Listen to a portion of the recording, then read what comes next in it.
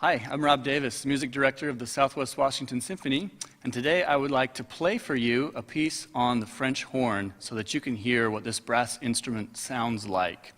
I'm going to be playing a piece that's for horn all by itself. It has no accompaniment, and it's called Espana, or I guess I should say Espana. That's how they would really say it.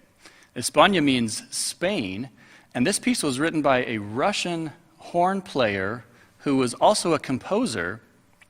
He wrote it after he had traveled to Spain, and he wanted to capture some of the sounds that he heard there, some of the music that he heard while he was in Spain traveling. He also wrote music about Japan and Scandinavia and what was the other one?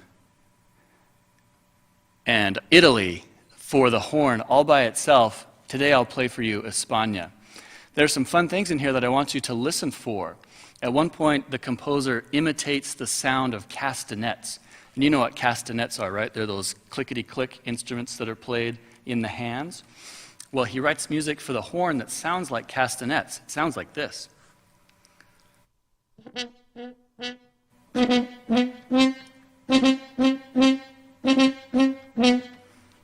So be listening for those castanets during the music. Another thing that happens in Spain is that they take an afternoon break, and they call it a siesta, and sometimes they'll take a nap.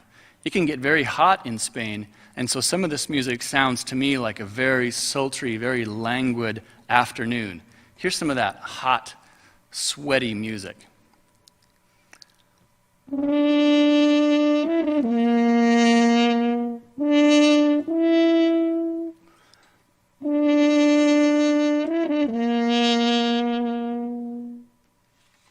Now, one thing I forgot to mention before I started is that the horn has some cool sound effects that it can make, and I've played a couple for you now. When I close my hand over the end of the horn like this, it makes that buzzy sound I was just playing.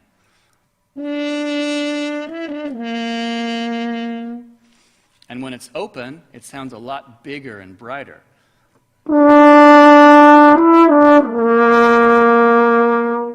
So you can listen for those two changes in how the horn sounds as I play. Well, some other things that happen in this music, I think the composer writes about a bullfight. That's another very common thing that happens, or at least used to happen in Spain. Very dramatic, very flashy as the matador comes out to face the bull. Here's some of that bullfight music.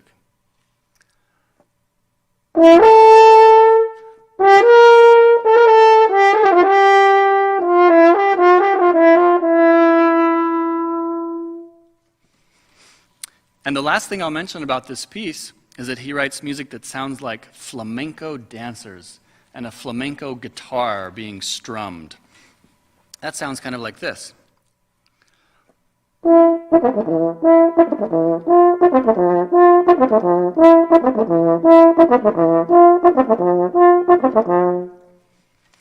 So while I play this piece, I want you to listen for all of those different things and imagine some things of your own for the other places of the music that I didn't just talk about.